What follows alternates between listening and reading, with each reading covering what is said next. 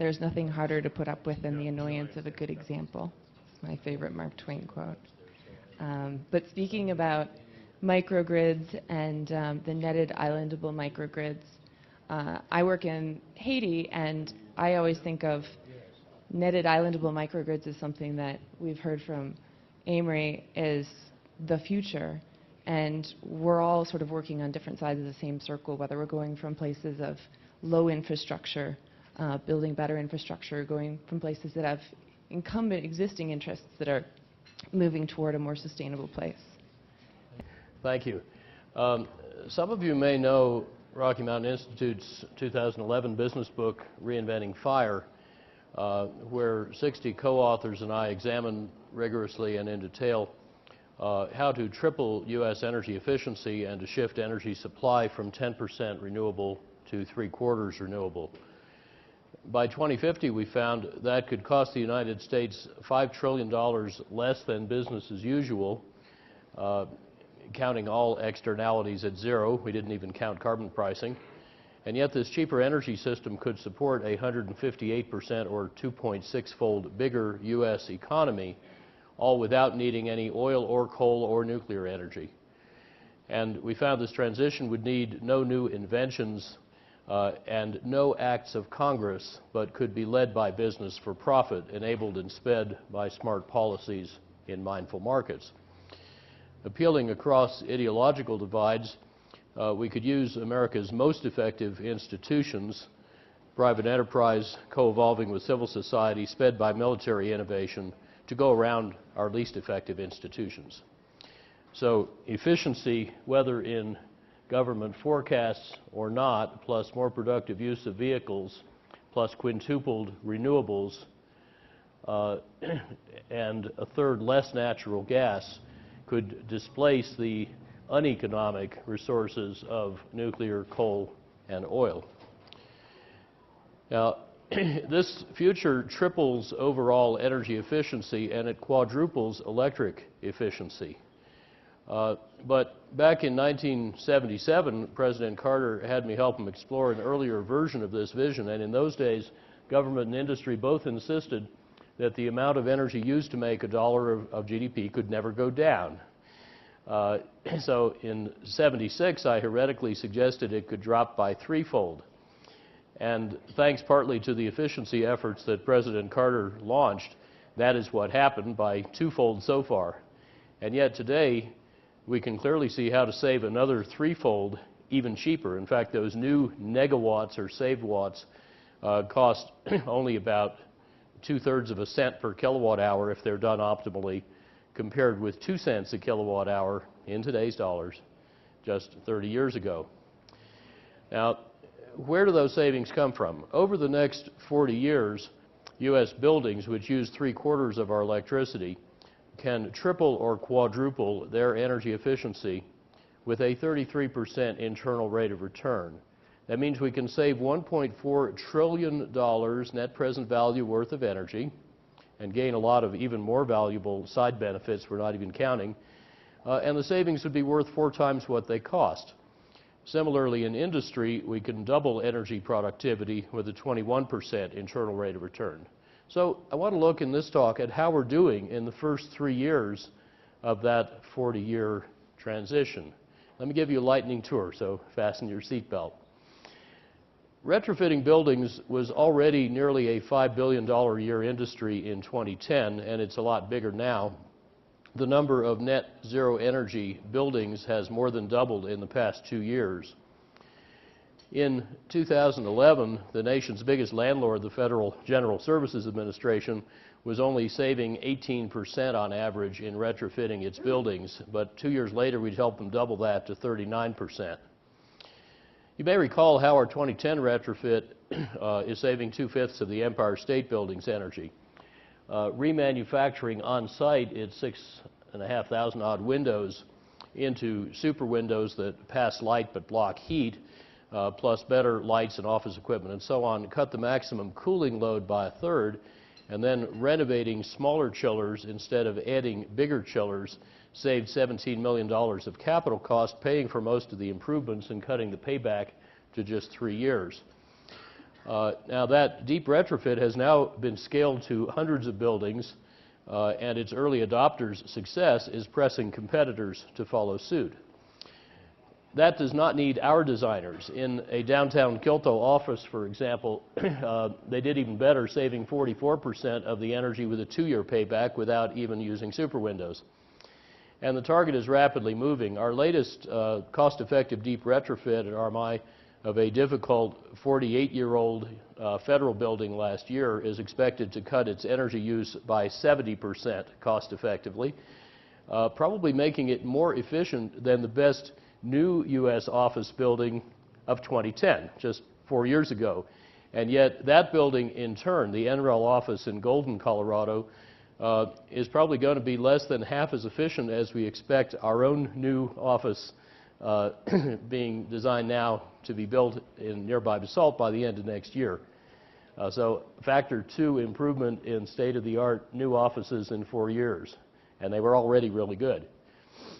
Such innovations are spreading worldwide. I just visited in Shenzhen this green office building, which 6 years ago saved about 3/5 of its energy with normal or lower construction cost. I also just visited a series of office buildings in India that are saving about 4/5 of their energy and cost about 15 or 20% less to build and give better comfort. And that's spreading around India.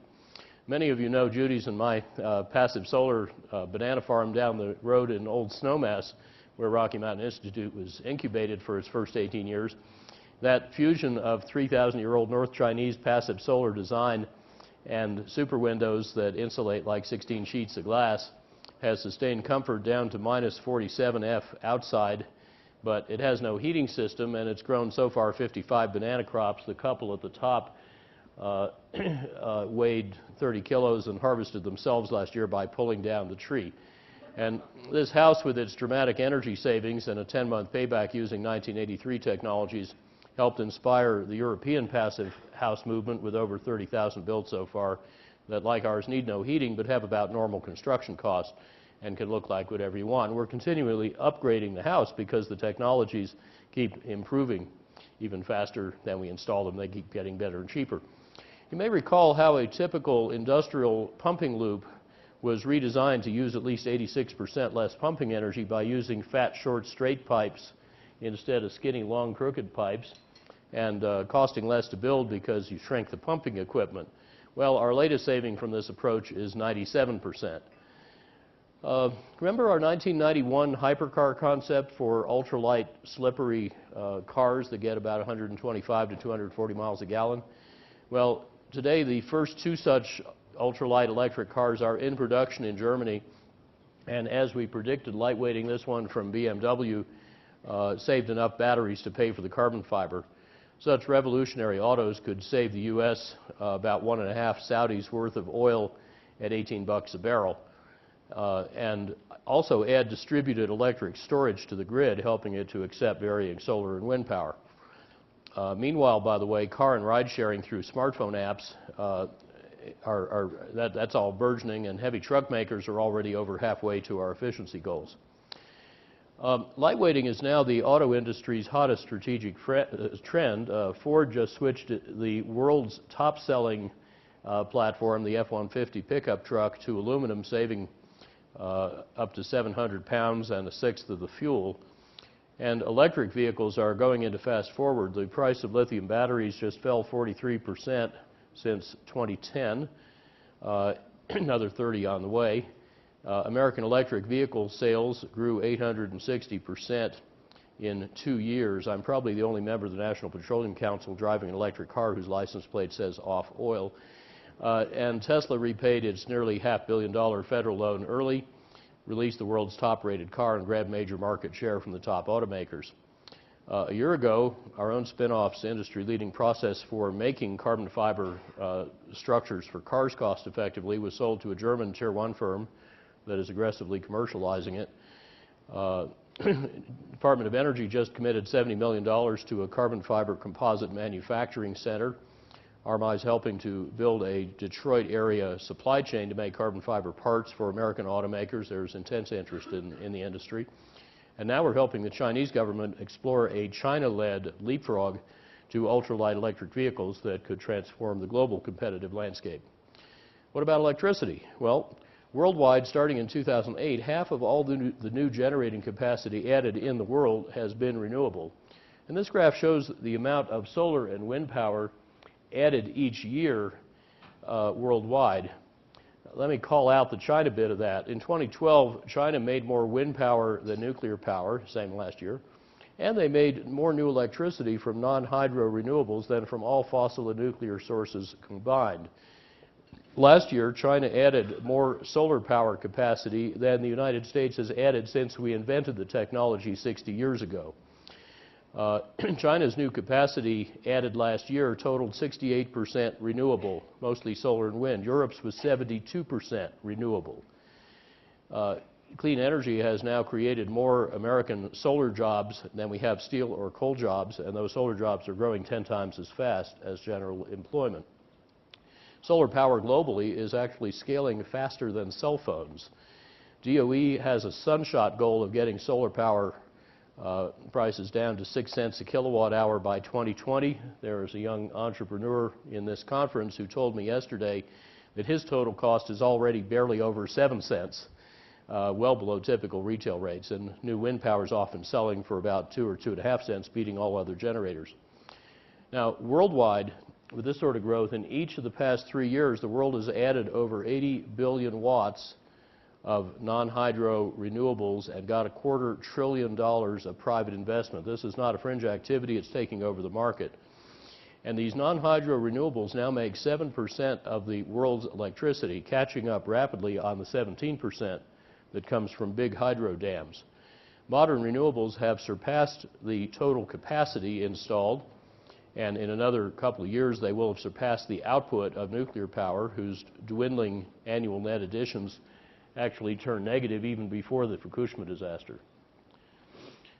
Now, meanwhile, confidence in getting reliable electricity from the variable renewables, wind power and photovoltaics, has grown as forecasting has become more accurate for renewables than for electricity demand. For example, in this stormy winter month, the French grid operators' forecast of what all the wind farms would put out almost exactly matched their actual output a day later. And by backing up variable renewables partly with other renewables of other kinds or in other places, not only did Germany's electric consumption come 1/4 from renewables last year, but 4 other European countries were about half renewably powered last year without adding bulk storage, and yet they got electricity delivered more reliably than we do in this country, where, by the way, Iowa and South Dakota are now over 1/4 wind power today. So they in Europe have far transcended renewable power's supposed reliability limits. We just posted a little video on RMI.org on the storage myth, which you might find useful. And by backing up, also the National Renewable Energy Lab has shown how to provide reliable 80 to 90% renewable electricity. That's using centralized renewables nationwide by 2050. So with smarter institutional arrangements and telecommunications, our skilled grid operators can learn, as they have in Europe, to meld diverse electricity supplies, just as a conductor with a good score, as my colleague Clay Stranger says, leads a symphony orchestra. No instrument plays all the time, but the ensemble continuously produces beautiful music. The shift from centralized to distributed generators is illustrated by Denmark's shift from big coal plants to wind farms in blue and ag waste cogeneration in brown. Denmark plans 100% renewable energy of all kinds by 2050. They're on track. They don't think it'll cost extra. And they're also reorganizing their grid in a cellular architecture that makes cascading blackouts impossible by design. In fact, an astounding 1/4 of global electricity now comes from mass-producible modular generators, namely wind power, small hydro, biomass and waste combustion, photovoltaics, and geothermal, plus cogeneration, which is also low or no carbon. I can explain why offline if you like. So the little technologies are taking over. And from China and Japan to Europe and America, many experts used to centralized approaches thought that we must build renewable capacity in the very best places, the strongest sun and wind, even if they're far away, needing long, costly transmission lines that are politically difficult and vulnerable to as little as a rifle bullet. Well, we found in the last few years that those lines often become unnecessary and uneconomic with efficient use, demand response, and efficient local generators or regional generators from local resources, distributed generation. So instead of bringing wind power to the Midwestern load centers in red from the windiest places, the darker the blue, the windier it is, actually we could use just as good wind resources or better in the middle of Lake Michigan, and it turns out they have similar total cost because they're so much closer. Similarly, wind is very abundant offshore the Northeast and down in here, and solar everywhere, but particularly in the southern tier. And it turns out there is an ample mix of cost-effective renewables in every region without needing vastly more transmission. So in the first 3 years of this 40-year journey, let's go over the key parameters. Economic growth is tracking to the target we assumed in Reinventing Fire. The amount of energy used to make a dollar of GDP is as well, actually, when you adjust for the cold winter, which is more than all the reason for this uptick. Electric intensity is tracking down very nicely as well, and we're ahead on renewable electricity. Back to the electric intensity, you may know our use in this country of both electricity and gasoline peaked in 2007, 7 years ago. It's been going down ever since. Industrial electric intensity in the past 3 years fell 2.9% a year, and in 2012, the total electricity used, adjusted for weather, to make a dollar of real GDP fell by a record 3.4%. So it's not surprising that utilities now see constant or falling demand as the new normal. So what might these American findings and signs of progress imply for China, the world's biggest coal burner, biggest oil importer, and most suffering from bad air? Well, for over a year, a summary of Reinventing Fire has been required reading in the upper echelons of China's Strategic Planning Center, the National Development and Reform Commission. 2 months ago, the whole book was published in Chinese and almost immediately went back to press, a sign of the intense interest throughout government, industry, and civil society. And everybody's wondering, what would this approach look like under Chinese conditions? Well, imagine a China in 2050 with 6 times today's GDP, but using about the same amount of energy today and getting 3/4 of it from renewables. Imagine, therefore, a beautiful China, clean, prosperous, and secure because it got its energy strategy right in 2015. That is not just a fantasy. It roughly summarizes the preliminary findings, their numbers are still moving around a bit, of an intensive 2-year effort by about 45 experts in these 4 organizations: the central government's top energy analytic and policy shops, the top U.S. national lab that's been working with them for 25 years on Chinese energy, and together we are now halfway through a 2-year effort reporting to a distinguished advisory board that over the next year is going to write the energy content of the 13th 5-year plan.